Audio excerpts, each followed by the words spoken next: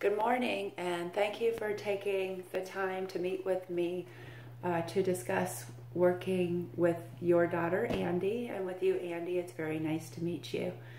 I do hope I have the opportunity to work with you to help you achieve your goals.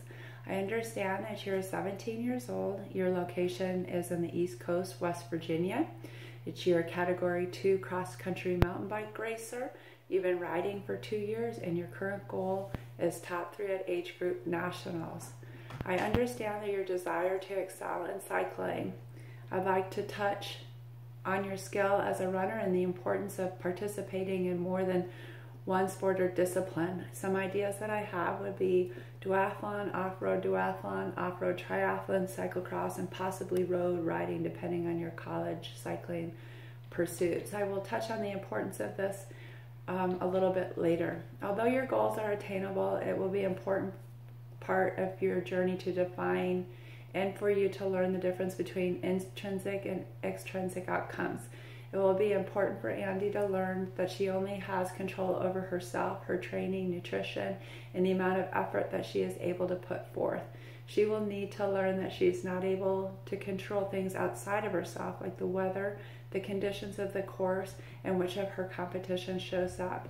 This will be a part of her journey becoming a mature athlete.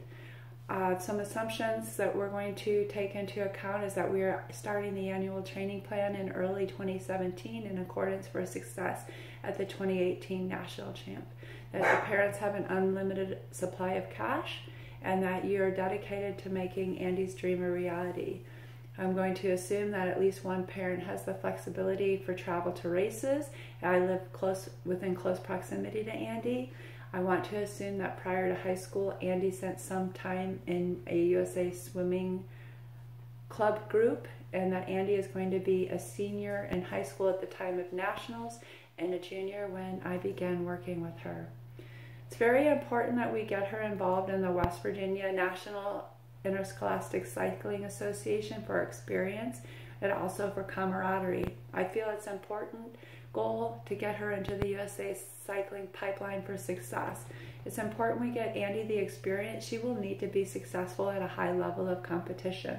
We will start with the West Virginia Interscholastic Cycling League. This will help her build mental toughness and resilience. During this time, it's really important we meet a minimum of 1 time per month. Our first one-on-one session will be to work on skills. I will send a weekly athlete stress and recovery questionnaire. This will help me determine more than objectively her subjective response to her training workload. I think it's important for her teachers on board. At some races, we will be pulling her out of school for travel. Although it's important for her to keep up with her studies, it will be important for teachers to have her racing schedule ahead of time to be able to provide notes and assignments on days that Andy will miss. Her teachers will be an important point of contact, not only to help her keep up with her studies. They will likely notice a change in her behavior, a change in her fatigue or class attention, as well as letting us know if she's keeping her grades up. I would think these would be helpful indicators in addition to the questionnaire, monitoring her performance, and weekly check-ins to make sure she is able to keep up with the physical demands of her training schedule. This year, an important step will be to have her sign up and participate in the Regional Talent ID Camp. It's generally located in East Special Summit Reserve in Glen Rose, West Virginia. 80% of athletes who participate in a Talent ID Camp are then asked to attend USA Cycling National ID Camps. The ID Camp will continue to facilitate her development as a cyclist, meeting friends who have similar interests. It is important to have her develop a support system outside of us and her teachers. Participating in these types of events will not only improve her skill on the bike, her mental toughness, it will also help her build relationships with peers her own age with similar interests. 2017 will be an important time to decide if we want to dabble in road racing. USA Cycling has 2 different scholarships available. They are presented at the Road National Championship. There is so much benefit to riding on the road. Road riding in specific greatly improves fitness and frequently assists in improving overall mountain bike fitness. Transitioning Into cross training and skill development is imperative for someone of Andy's age and the prevention of orthopedic injuries. It will help to continue to develop skills while facilitating interest without early specialization. I mentioned earlier some of the ways that we could do that with Andy: off-road duathlon, off-road triathlon, Xterra, cyclocross, short track, and enduro. Late fall, winter, and early spring are great times to dabble in other sports while simultaneously developing mental toughness, resilience, and skill on the bike. Closing the doors to potential areas she may excel at this age is a mistake in my opinion. Burnout is real, and preventing it while encouraging having fun in her sport should be our main priority. I think that fall, winter, and spring is a good time where she's not 100% focused on the bike. And although Andy's interest is in cycling, there is so much to life. I want you to be able to experience as much as possible while investing time and energy into mountain biking. In the very least, I would like Andy to do some running and some strength training. This will keep her active in the winter months while continuing to invest in her passion. It's a good idea to have her participate in some local cyclocross events with the potential to go to nationals in Reno, Nevada. She will gain more experience with high-level racing while focusing on development of neuromuscular power and skills.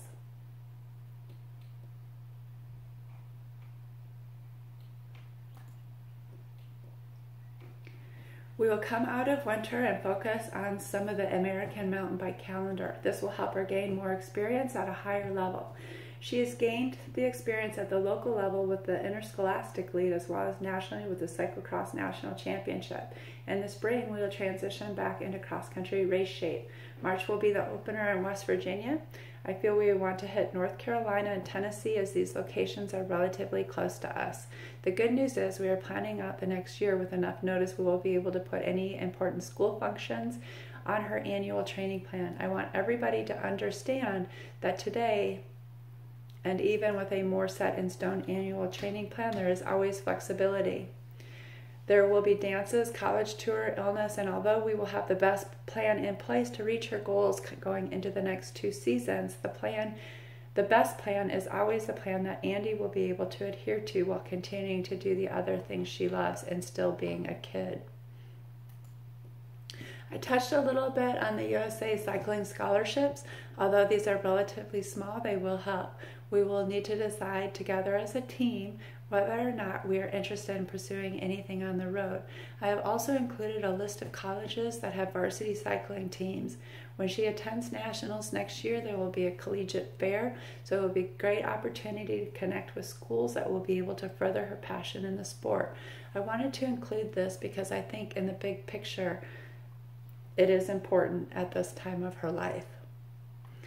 This is an example of how I do my annual training plans. It helps me see in the big picture while keeping focused on what we do right now.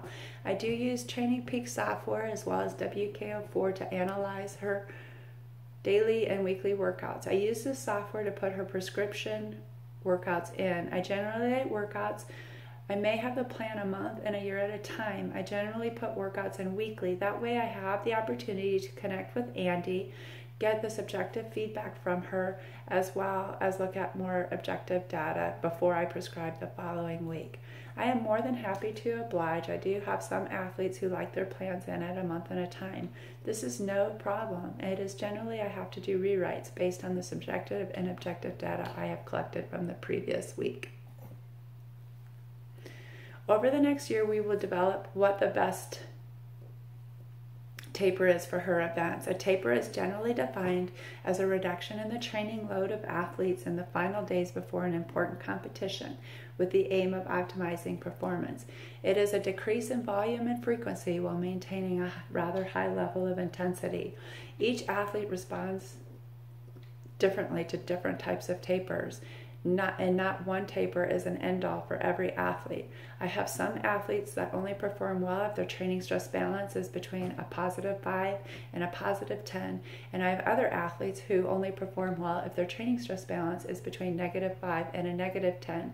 It will be our goal in the latter half of 2017, where she is gaining experience with her local interscholastic team, that we will define her taper for her optimal performance.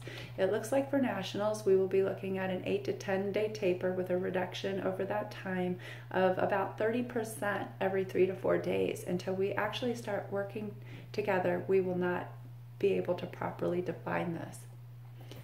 My role to Andy. Through my entire presentation, I have presented you with ways in which I will be active in your daughter's life. I am more than a coach in my practice. Each athlete I coach becomes a part of who I am. A high percentage of my athletes I have long-term relationships as a coach, but also as a friend. Many of the people I have worked with for 5 to 10 years. I don't usually think of myself as a mentor or a role model, as I am who I am. I race bikes, I live clean, I have fun, and everything I do with the integrity. That being said, I hope that you and Andy give me an opportunity to assist her in reaching her goals for 2018 Nationals. Thank you.